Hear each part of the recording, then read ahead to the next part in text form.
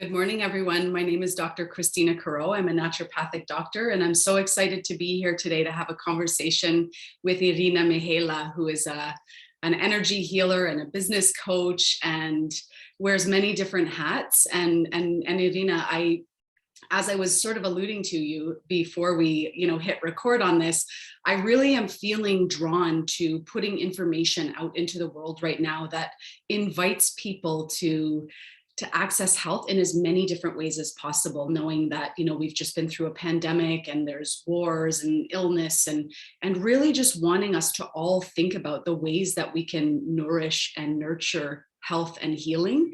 And also because you've been a big facilitator of my own health and wellness journey, I really did want to invite you to come in and share a little bit about the work that you do. And so anyway, thank you so much for being here. And I would love if you could sort of introduce yourself and tell us a little bit about who you are and what you do.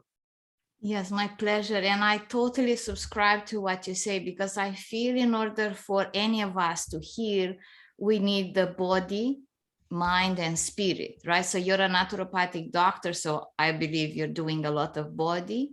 Mm-hmm. And I see you're doing a bit of mind, like the mindset of the healing, so which is wonderful. And then there is the spiritual aspect, the energy healing aspect. And my business is called Entrepreneur Enlightenment.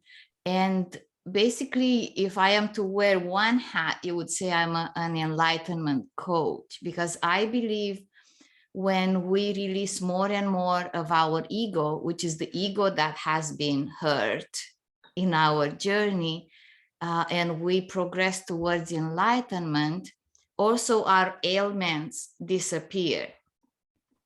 Mm-hmm. So that's where I'm coming from, an integrative approach to healing. Amazing. Yeah, I love that. And I could not agree with you more. And one thing that I think that sometimes we can bump up against is that we're very familiar with the ingredients involved in taking care of our bodies. We might even be more familiar with the ingredients involved in taking care of, our mind and what's going on upstairs. But what about, one thing that I do find more difficult maybe for a lot of us is, what are the ingredients involved in tapping into spirituality, and how do we even, how do we dip our toe into that sort of conversation or that awakening in a way that feels inviting rather than overwhelming? So I wonder if you can share a little bit about that. Yeah, so the first step is the openness. Like, we have to agree that we don't understand. Like, I have a background in engineering. I don't know if you know that about me. I was a nuclear engineer and I was quite advanced in my career. So I have an engineering brain and I like to connect the dots of people's lives. That's why I'm able to connect the dots pretty fast in a session. So when I came into the spiritual world, I knew nothing about it. I was an engineer. That's why I'm sharing. And it happens through some epiphanies that I witnessed, like without me willing to witness, just happened to me. And I feel that a lot of people have those epiphanies. Some people have like a car accident and they feel something saved them, or we are spiritual beings, even as engineers or doctors or any other profession out there.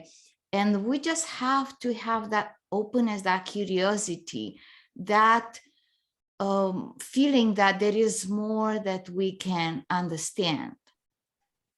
Mm-hmm. And it's nothing that can really explain it to anyone in a day or in a week or in even 1 year. Because I've been on this spiritual journey from 2010, and I'm still developing and I'm still growing and learning and finding even more ways to embody what I'm here on this planet to do.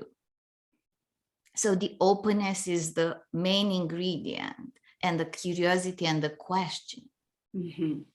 Yes, I agree with that. And I think that probably what I would layer on top of that is maybe even a next step is trust, right? Because when it almost, and maybe that's even before the openness, maybe it's this feeling of just trusting that, we do need to open ourselves to this aspect of our lives in order to live life at a different level, right? In order to fully embrace the enlightenment that you're talking about, right? In terms of enlightenment coach, which, by the way, I think is just like an amazing title, enlightenment coach. It just sounds like so warm and fuzzy. So yeah, but yeah, can you tell us a little bit about, in terms of working with people, what does that look like for you in terms of helping people? I know that, again, there's lots of different levels to the work that you do. And sometimes it's working with corporations, and sometimes individuals, and sometimes it's on business, and sometimes it's on their heart. And so I just wonder if you can share a little bit about the work that you do as an enlightenment coach or as an energy healer or any of the above. Yes, it's like I don't cut myself in pieces. Like I work everything that I know, I offer to the person that comes to me. And of course, some people come for a healing session, which you would say doesn't require my business skills, but everything I am and everything I've learned. That's why, there are many coaches, there are many energy healers, and each is particular. My ability, because I have a business mind and engineering mind, I'm able to connect the dots. So that's one part of my journey, of my offering. The second part is because I grew up as an abused child and I had to overcome all of the abuse. And I've learned a lot of the psychology, family psychology, strategic intervention with Tony Robbins. So then I have that in my toolkit. So connecting the dots and then knowing what one requires to fully heal emotionally. And then this part that is more esoteric, which is the energy healing, is what I describe myself is like, when you have, like, from your profession, when you have a microscope, right? A microscope is a device that sees very fine objects. Well, the way I calibrated my energy is that I distinguish fine energies, subtle energies. Mm-hmm. So for example, if somebody had a trauma in their life, and when I connect in the energy healing session, I can feel that. And then through a dialogue, I interpret it with the help of the person. So I say what I feel. And then through the interaction, we're going somewhere. And everything is related to everything. Like a health ailment is related with an emotional trauma. And what I tell people, like, some people have big trauma, some people don't think that they had such a big trauma. But in our life, when we're children or when we're vulnerable, even a small trauma that you cannot really compare trauma, even a small trauma can keep your energy stuck. Because when a trauma happens, there is a freeze mechanism that freezes the energy. And that's why maybe I'm able to see it, because it's frozen in time and needs to be understood and released. Yes. Amazing. Yeah. Well, and I know that personally because I've worked with you, and I've been able to go back in the timeline and to retrieve some of these pieces and really do recognize personally the power of that, and just how, again, sometimes, this isn't about bashing the medical system, or this isn't about, not having gratitude for the healthcare system that we have in place, but just to acknowledge a lot of the shortcomings of the system that we have that's supposed to look after our health, and where it really does fall short in terms of recognizing some of these pieces. Because if we're talking about, a childhood trauma lending itself to a pathology 10 years down the road, and then we treat the pathology, what kind of disservice are we doing in terms of the energetic life moving forward after that point, right? That we're not honoring this whole, like the whole other 8/9 of the iceberg that are underneath the surface, right? And so I do think what I teach people that I work with is to become their own authority figure. So to become their own authority, to say, this is my life and I want to heal. Mm-hmm. And now, what do I use to heal? Like I actually have a client she's working on her own healing. And it's like, what do I need to heal? Okay, I need the osteopath. I need this. There is some medicine she's taking. So like the system is the system, but if we can empower ourselves and say, I can use various pieces of the system, of alternate therapies, of anything to help myself heal. Because when one takes authority over their life is when one actually heals and goes towards enlightenment. So even if the doctor says ABC, if it doesn't really feel good, or if it feels there is a big fear or a big resistance, then we can look on the resistance and heal that part. And maybe by healing that, then we can follow a particular instruction that a doctor gives. But what keeps most people stuck is that someone outside of you knows better than you. Mm-hmm.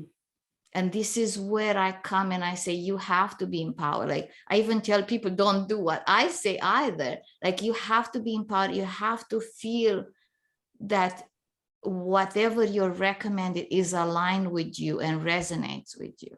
Yes. Yeah. Well, I could not agree with you more on that. I feel like that's in terms of even my conversation number one that I have when I'm sitting down with a new client is all about that empowerment piece, is knowing that if you're not in the driver's seat of your life, then you don't know where you're going, right? And so again, we really do want to ask people to help us along our journeys, but that we really do want to be the one, being in that position where we're again, we're experts. We're acknowledging that we, if we take the time to listen, if we take the time to pause, if we take the time to connect, if we take the time to trust, all these different pieces that our bodies and our minds and our spirits are usually screaming at us. It's just that we've gotten so used to, kind of distracting from all of that white noise. And like you said, thinking that the answer is oftentimes out there rather than in here. And when we get really practiced or rehearsed in pausing and slowing down and listening, this is where a lot of the answers do come up. But I think because so many of us are flying by the seat of our pants, and we're busy, we don't always know that it's our responsibility to take care of ourselves. Like, who's teaching us that? Where are we getting that? I teach that. Yes, I teach that. The idea is that, like, I know there is the world out there that is busy, and definitely I used to be in that world when I worked in corporate and I had like a very busy career. But what I've learned is you cannot be too busy to take care of yourself, because without you, there is no life, there is no purpose. Mm-hmm. And that's why people, like, usually the voice is a whisper. And if one listens to the whisper, then the whisper goes away. But if one doesn't listen, the whisper becomes a scream, and sometimes becomes like a big boo-boo, like an illness or like something that stops people in their track. Yeah. And that's where learning to care of oneself, it's the biggest skill that one can learn, and it's the most important skill to have, to take care of oneself and to know, because we are not experts. Like, I'm not expert in medicine, for example, but I'm expert in what feels good to me. Mm-hmm. And I always ask a lot of questions. So I have a naturopathic doctor, and when she gives me prescribes me some, I need to understand, I need to feel, like I touch my heart, does this supplement feels good to me? It's because we're so unique. They're not two people the same. Mm-hmm. And it's important for us to know something feels good to us. And that is healing. Because mm-hmm. if you take something that someone gives you, but you're not have an affinity with it, it's not helping you as much as when you take it and you feel like, oh, this is healing me. So for example, when I take my supplements, I know what ashwagandha is good for, right? So when I take it, I say, this is for me. This is helping me with this. Mm-hmm. Yes. Yeah, it's true. And so, I mean, I think that all of us love that idea, right? All of us really, none of us none of us wake up and think, I'm not going to take care of myself today. Like we all love the idea of being well looked after. So where and why is there that disconnect? Like if all of us want to live a beautiful life, a happy life, a life of fulfillment, how do we go astray? Like where is this disconnect happening where a lot of us are actually not taking care, are not finding or making time for some of these pieces, or are not checking in with ourselves as the experts? So I know it's a big question, but just out of curiosity, what's your feedback on that? It's because the way we grew up, like the way the society, it was like what was valued when I grew up was valued. I sacrificed myself for others. I put others first. I'm an achiever. I can achieve anything. So even in a day where I don't feel well, instead of saying I'm not feeling well, I say I'm an achiever. I should be able to do this. I'm going to do it because I promised.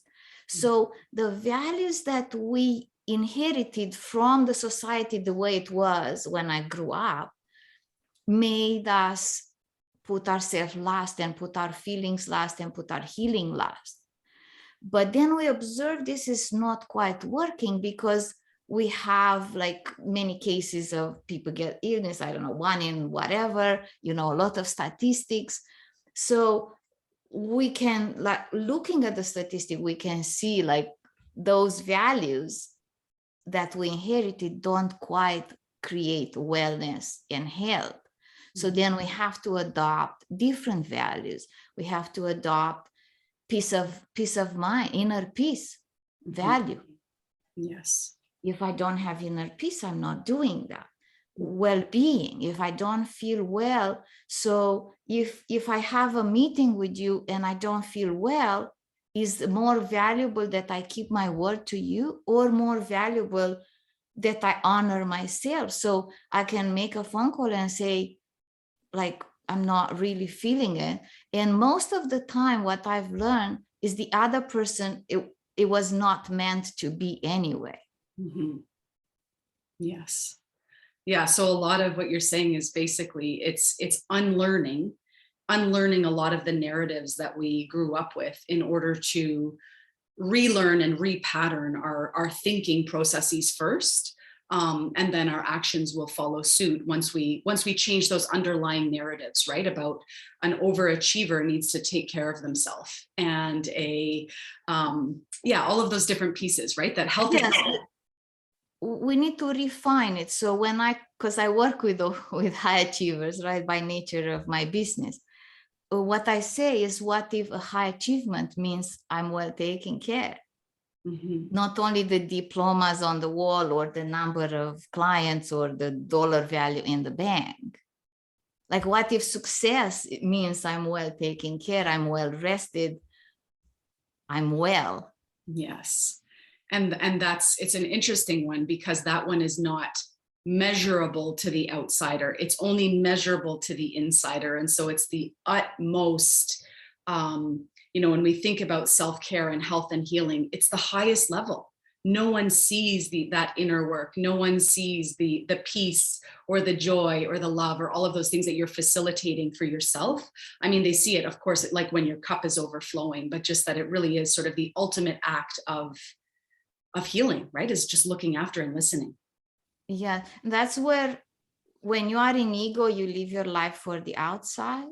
Mm-hmm. When you are in your spiritual being, you live your life from the inside out. So it's not what other people perceive of you, but what you know inside of you. Is their inner peace, is their well-being. Yes. Amazing. Yeah. I love that. And Irina, just sort of to like in closing, I'm just wondering, like, in terms of people working with you, well, 2 things. One, I know that you have a retreat coming up, and I would love for you to speak to that. And number 2, I wonder if you can just speak a little bit to, let's say that someone is wanting to explore working with you, like how can they reach you? What can they expect, and that sort of thing. If you can just tell us a little bit about what that looks like in terms of timelines and transformations and investments and that sort of thing. Yeah, so I hope from what we taught, there is a desire in each and every one of us to discover more about oneself and uncover and solve the past, like solve the patterns of the past, so we don't repeat them and they don't bother us. So on the retreat, the premises that I put on the top is like, if there are people who pushes your buttons, or a relationship being strained, it's a very good retreat to take, because through the relationship is a big one, right? And when we have our buttons pushed, that means there is something we haven't resolved and we can resolve it. Because anger or resentment is a big promoter of ill health, right? Yes. Because anger consumes the energy inside, and resentment. And I know generally we love kind people and we say, not angry, I'm not resentful, but it's just a cover up. But if you are upset with something, that means healing is required. And in general, someone who wants a better life, who wants to be the best that they can be, right? So if you are a high achiever, is, am I fulfilling my purpose? Am I all that I can be?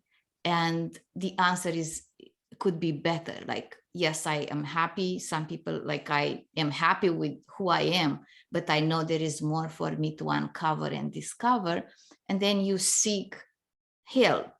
And when somebody seeks my help, like, you can speak to it, like you were referred to me, and then we had that conversation, and then you had the feeling that there is a connection, and that's the best. Like, there is that feeling. So it's the desire, and then connecting with the provider, like I'm a energy healing, connecting and then feeling that feeling. And then the third step for you was to trust that that feeling of connection means something, and then you follow up, and we had a wonderful healing session. So that's for everyone, it's the same. Yes. Yeah. Well, and I did just want to share one thing, because I think, I'm very early on in my journey towards connecting my dots and connecting with my spirit. But I know that one of the most powerful things that happened on our call was the card that you had selected for me out of multiple different decks. That was Change Healthcare. And it was a seed that had already been planted. And then that card was sort of like this, like, goosebump moment, where it really felt like I want to dedicate my, I'm already in healthcare. I've already been dedicating the last 15 to 20 years of my life in this profession, but realizing that a lot of the work that I need to do is not just one-on-one, but it's reaching bigger audiences in order to plant seeds, to remind people and invite people that health starts here. Health is not what happens in your doctor's office. Health is what happens when you walk out and you listen to, what you're feeling and what you're thinking and how you're taking care of yourself. And so anyway, I do feel like that was a really powerful moment for me that I wanted to share, because I feel like that's even why we're sitting here connecting again, both of us on sort of missions, although different, these pathways that are sort of interwoven, where we really do want more for everyone. We want everyone to sort of step into this. I want the end of suffering, basically. Like, I want the end of people suffering. And you have the health, I have the emotion, but basically it's together. Like, if someone is emotionally well, spiritually well, is also bodily well. And I like the end of suffering. I like people to have inner peace. And it's only the person that can decide. Like, I'm here, you're here, we're here to serve, deciding. And there needs to be that tiny bit of courage to say, I'm not quite sure that I understand, I'm not quite sure, but I'm willing. And that courage is what propels us further. Yes, I agree. Yes. Amazing. Well, thank you so much, Irina. I don't know if you have anything, if there's anything else that we didn't touch on that you feel is important or relevant for people to know. I'll definitely put the link to your website as well as your retreat in the notes of this. The retreat. Yes, what I want to say about the retreat, because it comes to me and it was my card this morning. So the retreat also supports a foundation that I am creating for abused children. So I feel like we are doing our work later in life to resolve something. So at the retreat, there will come adults that are solving their own mysteries and healing their own childhood traumas. But some of the proceeds, 20% of the proceeds from the retreat, go towards a foundation for abused children. So they don't have to go through life fumbling. They will be healed when they're young. So that will create a better world for them. So when you do your own healing, you not only heal yourself, you're healing also heal the planet in general, because each and every one of us carries an energy. So as we enlighten our energy, as we elevate our energy, we elevate everyone around us. And in this case also elevates those children that might have been abused and they need support. Amazing. That's, yeah, beautiful. I mean, just like another beautiful reason to think that we can be healing ourselves while also dedicating, supporting such a beautiful, beautiful cause that's near and dear to your heart. And yeah, thank you so much for, sharing with us today a little bit about your story and about your work, sharing your time and your energy and your mission. I really do appreciate you, and I'm so grateful for this opportunity, Irina. Thank you. My pleasure. All right, we'll see you soon.